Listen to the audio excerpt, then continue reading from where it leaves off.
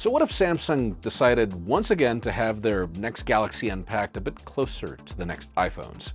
Because yes, we have new information about the specs and pricing for the new Galaxy Foldables, but I think what's most interesting is the release date, as always. Now, if you thought the 12.9-inch iPad was a tank, Apple wants to take things to a whole new level and say, hold my beer. And if you're waiting on that nothing phone, we finally have a date for when to expect it. I'm Jaime Rivera, and I always wish companies would explain to me, for whatever reason it is, that they all want to launch their phones at the same time, and I'm talking about all of them, almost at the same time. Seriously. This is Pocketnow Daily.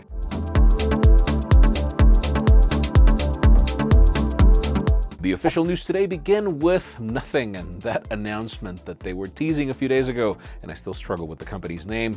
They revealed that they will be launching their first ever smartphone on July 12th on an event that'll happen in London, but obviously given the times, of course, you'll be able to watch it on a live stream. The keynote is set to begin at 11 Eastern, and it is titled Return to Instinct. You can feel something is wrong with tech. Undo, unfollow, and unlearn everything the industry has taught you. It changes now with the Phone 1. Pretty bold statements, if you ask me, in which I've not necessarily felt as something the Nothing launcher is really solved. But anyways, just as a recap, we expect a minimalistic design for the phone with a clear back and their Nothing skin on top of Android, and this will be the company's second device along with the Ear 1s. I'm really interested in seeing how they plan to make things work together, but I guess the biggest question is how Nothing plans to back those bold claims with that product. And since we started talking about the Carl Pei company, let's switch on to the previous company he worked for before, OnePlus, and their next smartphone. A few days ago, new information suggested that the unreleased phone for the second half of this year would be the OnePlus 10T 5G, and notice how there's no Pro in the name, kind of suggesting that this would replace the regular model that we never really got. We have a new report from Max Jambor, which was backed up by other accounts, saying that the 10T would be powered by the Qualcomm Snapdragon 8 Plus Gen 1, and when Qualcomm announced the new chip, they listed a number of companies working on the 8 Plus Gen 1 platform to be released in Q3, and even OnePlus was there, though we thought that we were talking about that Ultra variant that was in the leaks. It'll be interesting to see how it matches up against the 10 Pro, considering it'll have a better chip, sort of, and then no Pro in the name. Also, the 10T is expected to feature faster charging, similar to that 150-watt faster charging we sort of got on the 10R. But let's just see how it fares with departments like the camera, more Hasselblad stuff, etc. Now let's talk about Apple and some new information that surfaced today about the new iPad Pro model, or should we call that thing the Ultra? I mean, if you thought the 12.9-inch iPad Pro was massive, trust me, these rumors claim that you have seen nothing yet. A Twitter user is claiming that Cupertino is developing a new iPad Pro with a 14.1-inch mini LED display that would feature the new M2 chip, 512 gigs of storage, and 16 gigs of RAM for the base model. I know, not something you can necessarily trust, but a bit later, these rumors were partially confirmed by Ross Young when he stated that there is a new 14-inch model and that it'll have mini LEDs and ProMotion. He didn't mention any more details about the hardware, but he added that it will be announced in 2023 early.